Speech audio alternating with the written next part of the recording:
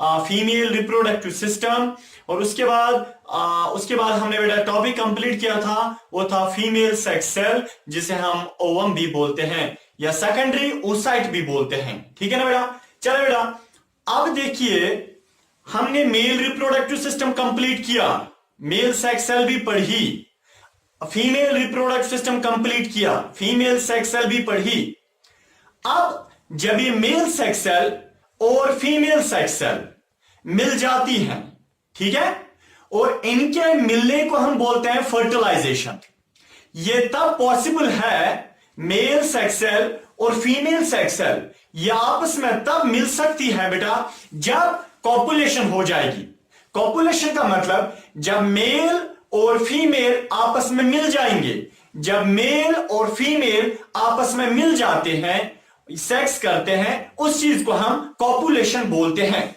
बेटा याद रखिए, जब मेल सेक्स सेल और फीमेल सेक्स सेल आपस में मिल जाती हैं और उसके बाद जो प्रोसेसेस होती हैं, अब हमारा टॉपिक वही है, तो उस चीज को हम बोलते हैं फर्टिलाइजेशन। तो मैं बता सकता हूं, फर्टिलाइजेशन एक ऐसा प्रोसेस होता है जिसमें मेल सेक्स सेल मिलती है फीमेल सेक्स सेल के साथ। ठीक है ना बेटा। याद रखिए, सबसे पहले मैं एंट्रेंस के दो टर्म्स यहां पे ऐड करना चाहता हूं ताकि मुझे दिल को तसल्ली और सुकून मिल जाए। देखिए बेटा, अगर हम बात करेंगे मेल सेक्स सेल और फीमेल सेक्स सेल की मॉर्फोलॉजी की, इनकी शेप की, मेल सेक्स सेल की शेप अलग कुछ होती है, फीमेल सेक्स सेल की शेप कुछ अलग होती है। मैंने आपको एक बार एक वीडियो लेक्चर में बताया था जिसका नाम है एंट्रेंस टर्म्स, उस वीडियो लेक्चर का नाम है, उसमें मैंने बात की थी कि जब भी मेल सेक्स सेल और फीमेल सेक्स सेल आपस में डिफरेंट होती है, उनकी शेप, उनकी मॉर्फोलॉजी, उनका स्ट्रक्चर जब डिफरेंट होता है, तो ऐसी सेक्स सेल्स को हम बोलते हैं बेटा हेटेरोगैमी। तो male sex cell of humans and female sex cell of humans, they are heterogamic pattern. ठीक है ना, उनका हेटेरोगैमिक नेचर होता है, वो उनकी शेप अलग अलग होती है, नंबर 1। और दूसरा जो है बेटा, थोड़ी तसल्ली मुझे दिल को मिली, और पूरी तसल्ली मिलने के लिए मुझे पॉइंट बोलना जरूरी है। देखिए बेटा, फर्टिलाइजेशन दुनिया में 2 किस्म का होता है। क्लास 8 में पेज नंबर 36 पे एक चैप्टर स्टार्ट होता है जिसका नाम है रिप्रोडक्शन।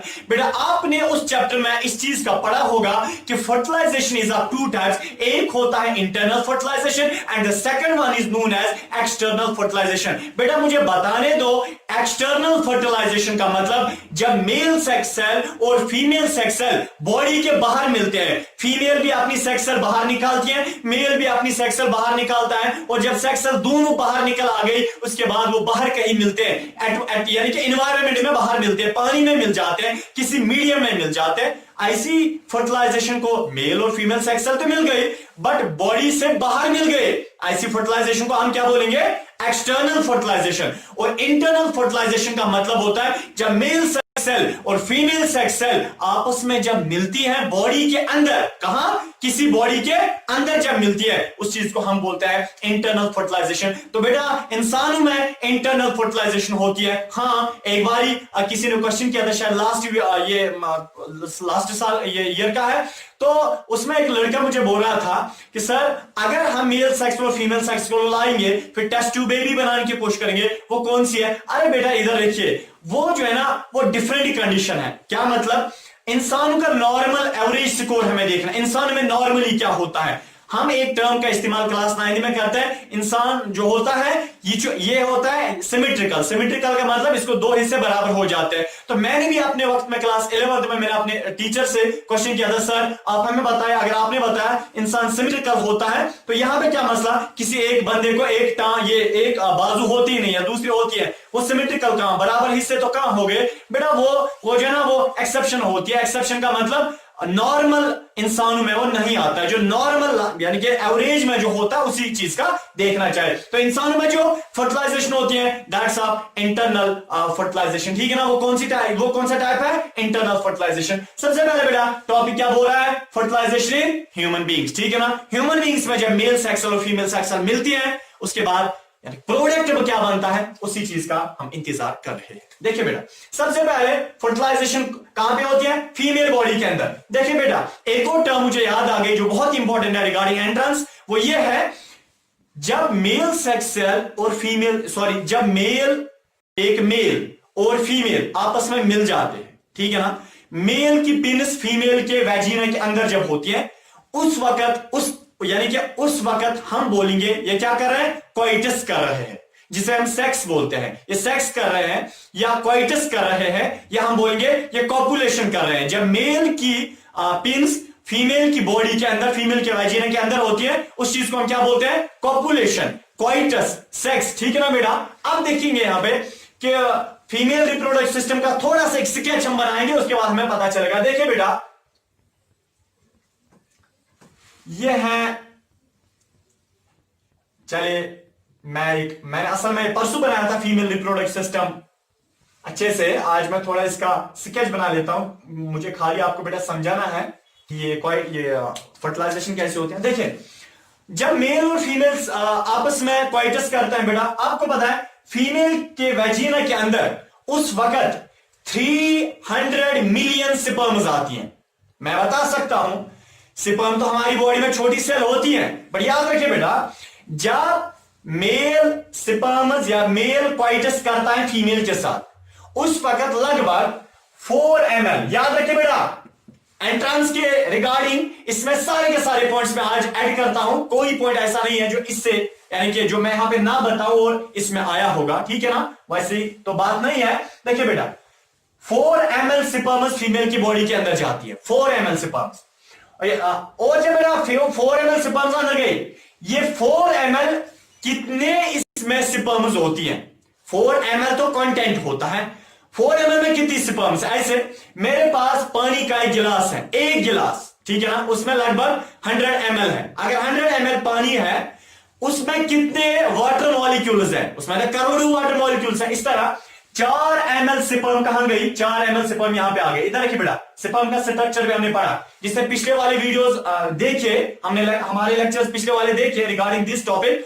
बेटा याद रखिए, उसी को टॉपिक समझ आएगा, वरना तो समझ आने वाला ये नहीं है, ठीक है। अब देखें, 4 ml स्पर्म अंदर जाते हैं। इस 4 ml स्पर्म जो है, इसमें 300 मिलियन स्पर्म्स होती है, 300 मिलियन स्पर्म्स आ जाती है फीमेल की बॉडी के अंदर। बट बेटा याद रखिए, only 500 sperms pass to reach here, ठीक है ना, या मैं बता सकता हूं खाली बेटा इनमें से कुछ परसेंट, लगभग 300 मिलियन स्पर्म्स यहां पे आ गई, और खाली 300 मिलियन स्पर्म्स में 500 ml स्पर्म्स यहां तक पहुंच जाती है। इससे पहले मुझे एक और बात बताने दो। इधर रखिए बेटा, यह है ओवरी। ओवरी से जब ओवुलेशन होती है, मींस के ओवरी के अंदर जो फीमेल सेक्स सेल होती है वो बाहर निकलती है ना, आप देखिए वो जो बाहर निकलती है। इधर रखिए बेटा, जब फीमेल सेक्स सेल इस ओवरी से बाहर निकली और ये जो ओवम है ये बाहर निकला, इस प्रोसेस को हम बोलते हैं ओवुलेशन। क्या बोलते हैं? OVU, ovulation. ओवुलेशन एक ऐसा प्रोसेस होता है जिस प्रोसेस में ये बाहर निकलता है। बेटा इधर के कब बाहर निकलता है, इंशाल्लाह वो दूसरे टॉपिक में है, जब हम तीसरे टॉपिक में, जब एम्ब्रियोनिक स्टेज के बाद जब हम मेंस्ट्रुअल साइकिल का टॉपिक उठाएंगे। इधर देखिए, जब बेटा बाहर निकला, ये ओवम फीमेल की सेक्स जब बाहर निकली, इस प्रोसेस को हम क्या बोलते हैं? ओवुलेशन। अब देखिए, इस ओवम को अट्रैक्ट कौन करता है? फीमेल के फैलोपियन ट्यूब के इन्फेंडिब्यूलम हिस्से में जो फिंगर लाइक प्रोजेक्शंस होती है, और वो फिंगर लाइक प्रोजेक्शन इसको ऐसे करती है, आ जाओ आ जाओ आ जाओ, ठीक है ना। अब देखिए बेटा, और ये फाइनली ये यहां पे आ जाता है। इन फिंगर लाइक प्रोजेक्शंस के बीच में एक छेद होता है, पोर होता है, जिसे हम ऑस्टिया बोलते हैं। ऑस्टिया के अंदर ये फीमेल सेक्शन अंदर जाती है। बेटा इधर देखिए, जब ये फीमेल सेक्शन अंदर गई, यहां पे आ गई फैलोपियन ट्यूब के इन्फेंडिब्यूलम है, इन्फेंडिब्यूलम याद रखिए, अंदर होते हैं ना बाल, इस फैलोपियन ट्यूब के अंदर से सीलिया होते हैं बाल, याद रखिए। ये फीमेल सेक्शन इमोबाइल है, मूवमेंट नहीं करती है, बट जो अंदर एक फैलोपियन ट्यूब के अंदर बाल है, इसको धक्का देते हैं। जब इसको धक्का दिया गया, बेटा याद रखिए, इसको यहां तक पहुंचाया जाता है। कहां तक? यहां तक। इस जगह का नाम क्या है बेटा? एक बार एंट्रेंस में आया है 2003 जेकेसीडी का सर्च करना है क्वेश्चन। इधर के बेटा, यहां तक जब ये पहुंचा, इस जगह को हम क्या बोलते हैं? इसको हम बोलते हैं जहां पे sex cell, finally female sex cell जहां पे रुक जाती है, उस जगह को हम बोलते हैं ए आई जंक्शन। ए आई जंक्शन, देखिए बेटा क्या मतलब, ए आई क्या मतलब होता है, मैंने आपको एक बार बताया था, ये जो फीमेल फैलोपियन ट्यूब होता है इसके 3 पार्ट्स होते हैं। यहां तक ए पार्ट इन्फेंडिब्यूलम, यहां से यहां तक इसको हम बोलते हैं बेटा एम्प्यूला, एम्प्यूला से यहां तक कौन सा होता है इस्थेमस। बेटा एम्प्यूला और इस्थेमस जहां पे टच करता है आपस में, इसको हम बोलते हैं एम्प्यूलरी इस्थेमस जंक्शन, ए आई जंक्शन, एम्प्यूलरी इस्थेमिक जंक्शन, या एम्प्यूला इस्थेमस जंक्शन बोलो या एम्प्यूलरी इस्थेमिक जंक्शन बोलो। क्या AMPULLAR, एम्प्यूलरी ISTHAMI इस्थेमिक जंक्शन। ये वो जगह होती है जहां पे फाइनली फीमेल सेक्स सेल क्या करती है, रुक जाती है। देखिए बेटा, और फीमेल सेक्स सेल जब ओवरी से निकली थी, इसको 12 घंटे लगे थे यहां तक पहुंचने में। सफर बड़ा लंबा था, ठीक है ना, सफर दूर है, जाना जरूर है। इधर के बेटा, इधर के, ये फीमेल सेक्स सेल जो अंदर बनी ना, ये जब बाहर निकली, निकलते निकलते इस प्रोसेस को हम ओवुलेशन बोलते हैं। और बेटा ये एआई जंक्शन पे पहुंची, इसको यहां तक निकलने से लेके पहुंचने तक इसको 12 आवर्स लगते हैं, 12 आवर्स। क्लियर हो गया? चलिए, अब पता है आपको, अगर एंट्रेंस में कभी आपको क्वेश्चन पूछा जाएगा कि कहां पे फीमेल सेक्स सेल पाई जाती है जहां पे इसको फर्टिलाइज होना है, सबसे पहले जो प्रेफरेंस देनी है वो देनी है एम्प्यूलरी इस्थेमस जंक्शन, कि एम्प्यूला और इस्थेमस के बीच में होती है। बट अगर ये ऑप्शन नहीं होगा, पहली प्रेफरेंस इसी को देने है एआई जंक्शन पे। अगर ये ऑप्शन नहीं होगा, दूसरी प्रेफरेंस इसको देना, एम्प्यूला में होती है। याद रखिए बेटा, इस्थेमस में कभी फीमेल सेक्स हो ही नहीं सकती है, क्योंकि इस्थेमस तक इसकी लाइफ फिर तब तक खत्म हो जाती है और इसको वहां पे सीलिया ऐसे नहीं होते जो इसको मूवमेंट करा सकते हैं। याद रखिए, एम्प्यूला में हमेशा क्या होगी, एम्प्यूला और इस्थेमस में इसके बीच में जंक्शन में फीमेल सेक्स सेल पाई जाती है। हाँ, अगर एंट्रेंस में ये वाला ऑप्शन ना होगा तो बेटा दूसरी जो प्रेफरेंस आपको देनी है वो इस चीज की देनी है कि जो फीमेल सेक्स सेल है ये फिर एम्प्यूला में होती है। अगर एम्प्यूला वाला ऑप्शन भी नहीं होगा, तीसरी प्रेफरेंस किसको देना, ओवरऑल फैलोपियन ट्यूब को। ठीक है ना बेटा? चलिए आगे जाते हैं। देखिए, अब यहाँ पे 12 इधर के 12 घंटे इसको यहां तक पहुंचने में लगे और फिर और 12 घंटे यहाँ पे इंतजार करता है अपने दुल्हे का। यहां से दुल्हन आ गई, इसने 12 घंटे यहाँ पे यहां तक इसको सफर करने में लगे, 12 घंटे लगे सफर करने में, और फिर 12 घंटे तक और वेट करती है। इसका मतलब है जो फीमेल सेक्स सेल होती है इसकी लाइफ टोटल में 24 आवर्स होती है। इसका लाइफ स्पैन जो होता है बेटा वो 24 आवर्स होता है। तो लाइफ स्पैन जो बेटा ओवम जो होता है वो 24 आवर्स टोटल में होता है। हाँ, इधर के 48 आवर्स कुछ बुक्स में लिखा है, बट जो नॉर्मल इसका लाइफ स्पैन है बेटा वो है 24 आवर्स। 12 घंटे चलने में और 12 घंटे इंतजार में। इधर के अपने माशोक का इंतजार ये कर रही है फीमेल सेक्स सेल, बट माशोक कहां से आ रहा है? माशोक मेरा मतलब यहां पे बेटा ये जो मेल सेक्स सेल होते हैं जिसे हम स्पर्म भी बोलते हैं। याद रखिए, अगर मेल ने यहां पे 300 मिलियन स्पर्म्स डिपॉजिट की फीमेल के वेजिना के अंदर, बेटा याद रखिए अब ये जो स्पर्म्स है ये खाली 500 स्पर्म्स यहां तक पहुंच जाती है। 500 स्पर्म्स खाली इस फीमेल सेक्स सेल के साथ टच करते हैं। याद रखिए बेटा, बाकी कहां चले जाते हैं? अरे जो बाकी मिलियन ऑफ स्पर्म्स है वो कहां चले जाते हैं बेटा? वो मर जाते हैं। सर रीजन क्या है? याद रखिए बेटा, कुछ स्पर्म्स ऐसी होती है वो इनमैच्योर होती है, कुछ स्पर्म्स ऐसी होती है बेटा उनमें उतनी एनर्जी होती नहीं है कि वो यहां तक पहुंच जाए। कुछ स्पर्म्स ऐसी होती है कि वो मर जाती है फीमेल के जेनिटल ट्रैक्ट के अंदर, फीमेल के सर्विक्स के अंदर, फीमेल के यूट्रस के अंदर। सर रीजन क्या है? अरे याद रखिए, ये जो फीमेल का यूट्रस होता है ना, एसिडिक होता है, इसमें एसिडिक नेचर होता है। इसका जो पीएच होता है वो बिलो 7 होता है, जिसकी वजह से वो स्पर्म जो है वो एसिडिक नेचर की वजह से हम मर जाती है। 500 स्पर्म जहां तक पहुंच गई। याद रखिए बेटा, आपको पता है जब यहां पे स्पर्म पहुंच गई ना, आप देखिए होता क्या है, यही फीमेल सेक्स सेल और मेल सेक्स सेल जब आ गई वो बेटा मिलते हैं, वो आपस में मुलाकात करते हैं, वो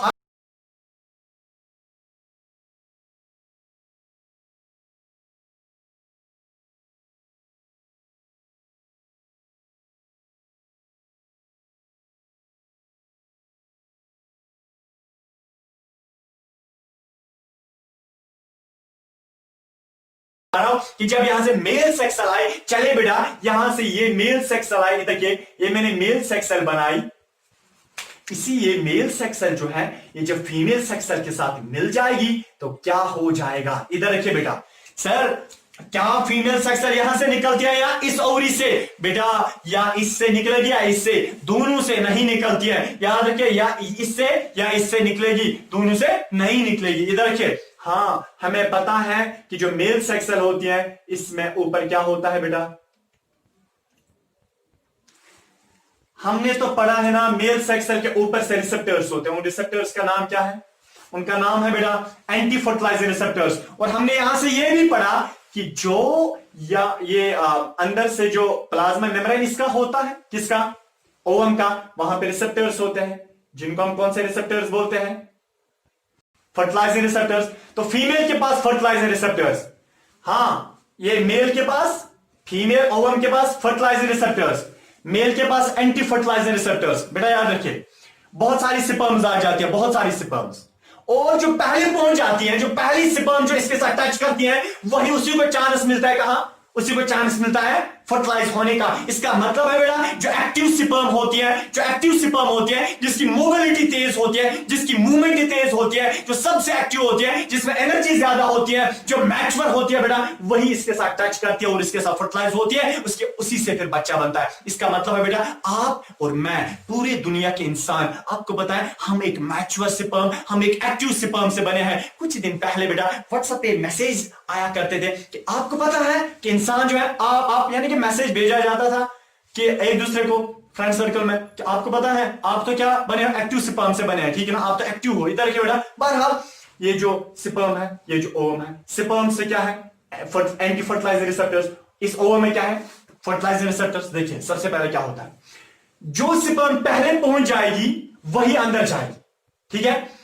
बाकी स्पर्म्स आदि पीछे है क्योंकि अलग अलग मूवमेंट, मोबिलिटी अलग अलग होते हैं, कुछ स्पर्म्स ऐसे ऐसे चलते हैं, कुछ तेज चलती हैं। इधर देखिए, सबसे पहले 300 मिलियन स्पर्म्स आए, कुछ मर गई, जो कामयाब हो गई यहां तक पहुंचने में, उनमें से खाली एक कामयाब होती है। इसका मतलब 300 मिलियन स्पर्म्स में एक सेक्स सेल खाली कामयाब होती है। इसीलिए वो पागल तो वहां पे नहीं हुआ है 3 इडियट उस पिक्चर में, वो क्या वहां पे बोलता है उस आमिर खान वगैरह से, आपको पता है उन 3 इडियट से क्या बोलता है, और आप जो है लाइफ इज ए रेस, ठीक है ना, लाइफ रेस है कि हम जब मां के पेट के अंदर थे तब भी स्पर्म 300 मिलियन स्पर्म से आपस में रेस की और एक कामयाब हो गए। बेटा यही रेस जिंदगी का फंडा भी है। इधर के ये जो मेल सेक्स सेल है जो पहले पहुंची, आपको पता है इसका जो एक्रोसोम है, मेल सेक्स सेल का जो एक्रोसोम है, एक्रोसोम से एक एंजाइम निकलता है। मैंने आपको पहले ही बोला है, उस एंजाइम असल में 2 किस्म के एंजाइम निकलते हैं। एक का नाम होता है hyaluronidase enzyme, HY, hyaluronidase enzyme, hyaluronidase enzyme, S, इसको लास्ट पे एस है, एस मींस एंजाइम। और दूसरा निकलता है कोरोना रेडिएटिंग पेनिट्रेटिंग एंजाइम, ठीक है ना। इधर के बहरहाल तो आपको ये एंजाइम याद रखना है, हाई एलुरोनिडेज एंजाइम। बेटा याद रखिए, जब ये हाई एलुरोनिडेज एंजाइम यहां से निकला मेल सेक्स सेल के एक्रोसोम से, बेटा याद रखिए, आपको पता है मैं ग्रीन कलर से दिखाऊंगा, वो एंजाइम कहां जाता है, वो एंजाइम जाता है फॉलिकल सेल्स के पास। फीमेल को ऊपर से फॉलिकल सेल्स होती है, मैंने आपको पिछले वाली वीडियो में बताया कि फॉलिकल सेल्स आपस में बाइंड होती है, वो चिपकी होती है, किसके, हाई एलुरोनिक एसिड की वजह से। देखिए जब हाई एलुरोनिडेज एंजाइम निकला, उसने बेटा क्या किया, फॉलिकल सेल्स के बीच में हाई एलुरोनिक एसिड उसको डिसॉल्व किया। इसका मतलब फॉलिकल सेल्स क्या हो गई, वो लूज हो गई। जब फॉलिकल सेल्स बेटा लूज हो गई इधर के, जिसकी वजह से जब वो लूज हो गई, इस स्पर्म को अंदर जाने की क्या मिलती है बेटा, इसको अंदर जाने की एक परीक्षा मिलती है, अंदर जाने का एक रास्ता मिलता है। इधर देखिए बेटा,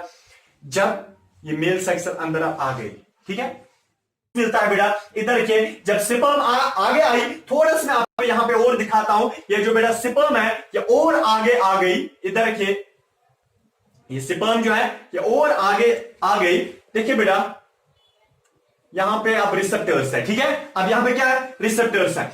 और मेल सेक्स सेल के रिसेप्टर्स, मेल सेक्स सेल के रिसेप्टर्स और फीमेल सेक्स सेल के रिसेप्टर्स, मेल सेक्स सेल में कौन से रिसेप्टर्स होते हैं बेटा, इनमें होते हैं, उनको हम बोलते हैं एंटी फर्टिलाइजर रिसेप्टर्स, और फीमेल सेक्स सेल में होते हैं फर्टिलाइजर रिसेप्टर्स। इसका मतलब है ये anti fertiliser receptors plus fertiliser receptors, जब भी बेटा आपस में रिसेप्टर्स आपस में बाइंड हो जाते हैं, ठीक है, तो वहां पे एक रिएक्शन होती है, और उस रिएक्शन को हम बोलते हैं बेटा कंपैटिबिलिटी रिएक्शन, या हम बता सकते हैं fertilising anti fertilising receptor reaction बोलते हैं। याद रखिए बेटा, ये बहुत इंपॉर्टेंट पॉइंट है कि ये जो मेल सेक्स सेल होती है इसमें जो एंटी फर्टिलाइजिंग रिसेप्टर्स हैं, फीमेल सेक्स सेल में ये फर्टिलाइजिंग रिसेप्टर्स हैं। बेटा याद रखिए, आपको पता है ये रिसेप्टर्स बहुत इंपॉर्टेंट है। अगर ये रिसेप्टर्स ना होते, एक इंसान से क्या बनता, एक इंसान, एक जो फीमेल एक होती है इंसान की, उससे कभी गद्दा भी पैदा हो सकता था, एक सांप भी पैदा हो सकता था,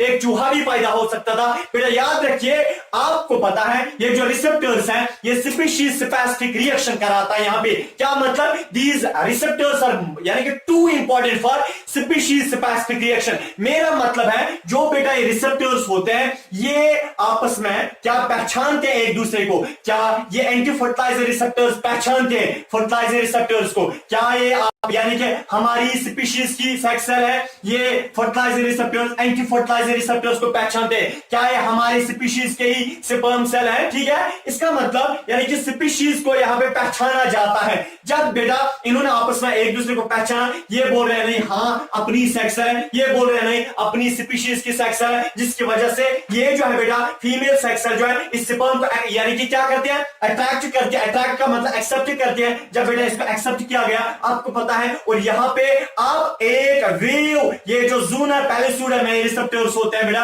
आप ज़ूनर पैलिस्यूडम है, अब एक वेव जनरेट होती है। जो ही बेटा रिएक्शन हो गई, कौन सी रिएक्शन, जो ही बेटा ये कंपैटिबिलिटी रिएक्शन, या मैं बता सकता हूं anti fertilisation anti fertilising fertiliser receptor reaction जब हो गई, या स्पीशीज स्पेसिफिक रिएक्शन जब हो गई बेटा, अब यहां पे एक ज़ूनर पैलिस्यूडम में एक वेव जनरेट होती है, जिस वेव का हम डीपोलराइजेशन वेव बोलते हैं। बेटा याद रखिए, जब डीपोलराइजेशन वेव हो गई, आपको पता है बेटा और क्या होता है, ये जो स्पर्म होती है, स्पर्म से बेटा यहां पे एक एंजाइम निकलता है, जिस एंजाइम को बोलते हैं बेटा ज़ूनालाइसिन। ज़ूनालाइसिन इसका मतलब स्पर्म से दो एंजाइम्स निकलते हैं। एक पहला वाला एंजाइम एक्रोसोम से निकला, एक्रोसोम से कौन सा, हाई एलुरोनिडेज एंजाइम निकला। उस हाई एलुरोनिडेज ने क्या किया बेटा, उसने यहां पे फॉलिकल सेल्स के बीच में हाई एलुरोनिक एसिड को खत्म किया, जिसकी वजह से स्पर्म को एक परीक्षा, एक चांस मिल गया अंदर आने का। उसके बाद ये स्पर्म जो है बेटा,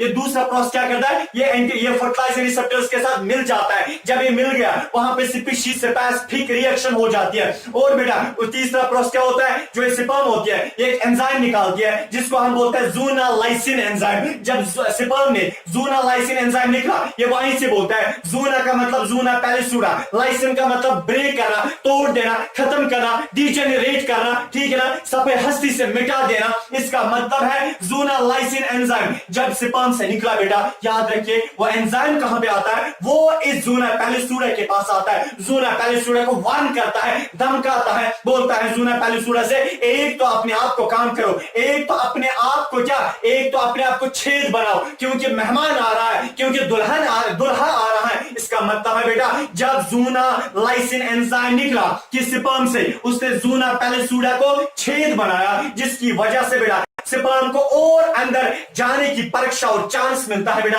तो मैं और आसानी से यहां पे ऐसे बना सकता हूं बेटा, इधर के स्पर्म जो है वो और अंदर आ गई, जिसकी वजह से बेटा स्पर्म जब बहुत ज्यादा अंदर आ गई, आपको पता है यहां से ज़ूनालाइसिन एंजाइम ने क्या किया बेटा, याद रखिए, नंबर 1 ज़ूनालाइसिन एंजाइम ने छेद बनाया, नंबर 2 इस कवरिंग को हार्ड बनाया। ज़ूनालाइसिन एंजाइम ने ज़ूना पैलिस्यूडा कवरिंग को हार्ड बनाया, ताकि यहां से अगर एक और स्पर्म आ रही होगी, उसको अंदर जाने का चांस नहीं मिलेगा, अंदर जाने का चांस नहीं मिलेगा। ठीक है बेटा, आपको पता है ये जो स्पर्म है, अब इस ऊलीमा का मतलब होता है जो अंदर सेल प्लाज्मा मेम्ब्रेन होता है। बेटा आपको पता है, जो ही ये प्लाज्मा मेम्ब्रेन के साथ टच करती है ना, कौन, ये स्पर्म, और इसका हेड अंदर चला जाता है। बेटा इधर के जब हेड अंदर चला गया, आपको पता है बेटा वहां से अंदर ये जो टेल तो बाहर ही रहती है, टेल इसकी बाहर ही रह गई, बट अंदर जो इस साइटोप्लाज्म है, sex cell, female sex cell के साइटोप्लाज्म है, जो कॉर्टिकल ग्रैन्यूल्स होते हैं, वो पहले ही एक्टिवेट उनको किया गया था, उन कॉर्टिकल ग्रैन्यूल्स को पहले एक्टिवेट किया गया था। ठीक है बेटा, जब वो कॉर्टिकल ग्रैन्यूल्स एक्टिव हो गए थे, वो कॉर्टिकल ग्रैन्यूल्स अब बाहर निकलते हैं। बेटा जो ही वो बाहर निकले, आपको पता है वो क्या करते हैं, वो फर्दर अगर पर जोना पेलिसुडा के ऊपर और कुछ होते हैं, कुछ रिसेप्टर्स होते हैं, फर्टिलाइजिंग रिसेप्टर्स,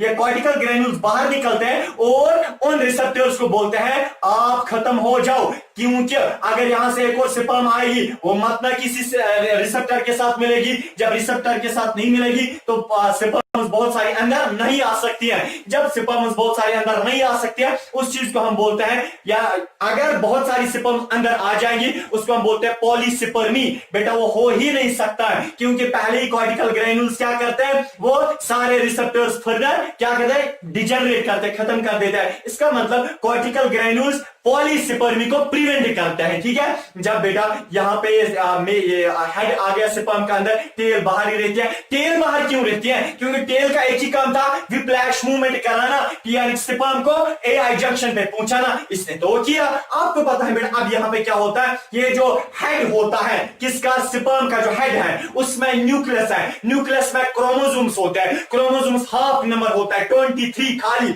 और फीमेल सेक्स सेल में भी न्यूक्लियस होता है, न्यूक्लियस में क्रोमोसोम्स होता है, क्रोमोसोम हाफ होता है 23। इसका मतलब है मेल सेक्स सेल का न्यूक्लियस, फीमेल सेक्स सेल का न्यूक्लियस मिलते हैं, एआई जंक्शन में मिलते हैं। बेटा जब वो मिल गए, क्या हैप्लॉइड दो nucleus, male sex haploid nucleus fuses with female sex haploid nucleus, जब वो बेटा आपस में मिल गए, वो उन्होंने एक स्ट्रक्चर बनाया वहां पे। इस स्ट्रक्चर को अब आप ओवा नहीं बोल सकते, इस स्ट्रक्चर को अब आप सेक्स सेल नहीं बोल सकते, इस स्ट्रक्चर को बेटा अब हम नाम देते हैं जाइगोट। इसका मतलब है पहले दो सेक्स सेल्स थी, जब दो सेक्स सेल्स मिल गई, मेल और फीमेल सेक्स सेल फ्यूज हो गई, बेटा फ्यूजन हो गया, फर्टिलाइजेशन हो गई, अब वहां पे जो प्रोडक्ट बनता है वो जाइगोट है। बेटा आप चेक करना 2009 क्वेश्चन नंबर 169, बेटा वहां पे क्वेश्चन पूछा गया था जेकेसीटी का कि जो end product of zygote is, sorry end product of fertilisation is, fertilisation का जो एंड प्रोडक्ट होता है वो होता क्या है, वो जाइगोट होता है। इसका मतलब है